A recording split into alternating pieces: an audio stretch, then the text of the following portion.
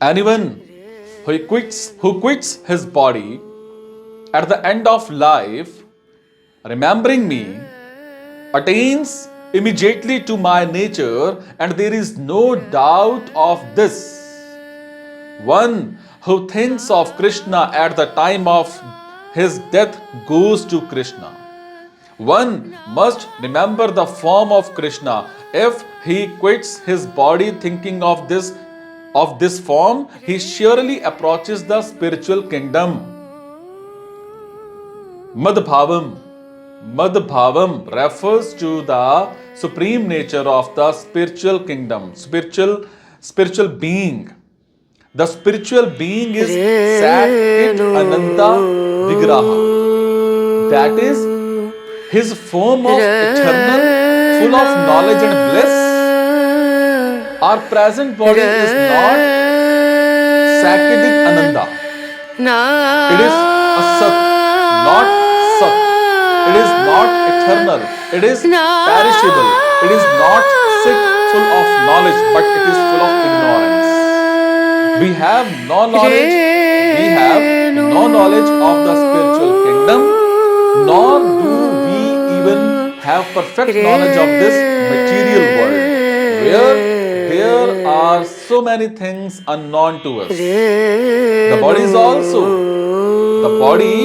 also Nirananda. Instead of being full of bliss, it is full of mystery.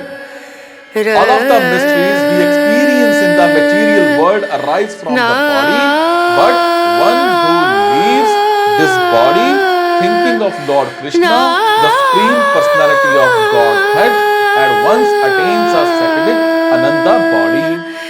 The process of quitting this body and getting another body in the material world is also organized.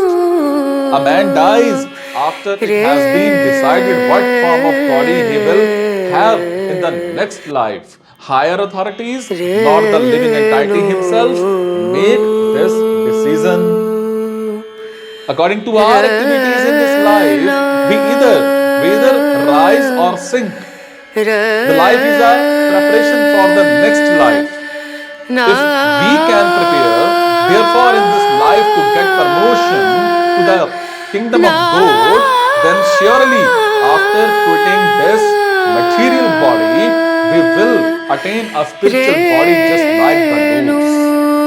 As explained before, there are different kinds of transcendents. The Brahmavadi, Paramatmavadi, and the devotee. And as mentioned in the Brahmjyoti, spiritual sky, there are innumerable spiritual planets.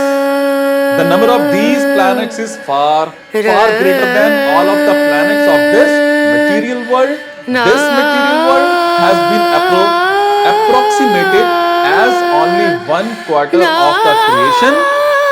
In this material segment, there are millions and billions of universes with trillions of planets and suns, stars and moons. But this whole material creation is only a fragment of the total creation. Most of the creation is in the spiritual sky.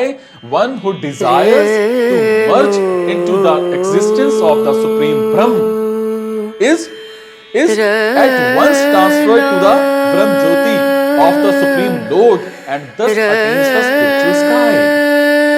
The devotee who wants to enjoy the association of the Lord enters into the Vaikuntha planets, which are innumerable, and the Supreme Lord by his plenary expansions as Nirvana with 4 hands and with Narayana with 4 hands and with different names like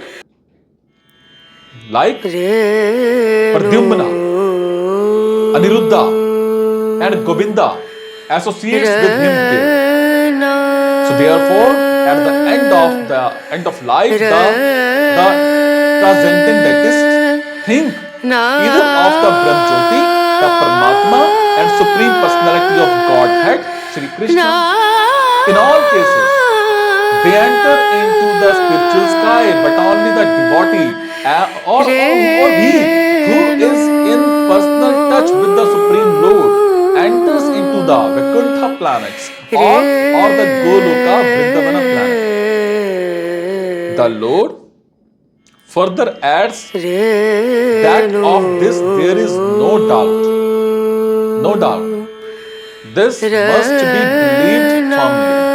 We should not reject that which does not tally with our imagination. Our attitude should be that of Arjuna. I believe everything that you have said. Therefore, when the Lord says that at the time of death, whoever thinks of him as Brahm or Paramatma or as the personality of Godhead certainly enters into the spiritual sky. There is no doubt about it. There is no question of disbelieving it. You know, the Bhagavad Gita also explains the general principle that makes it possible to enter the spiritual kingdom simply by thinking of the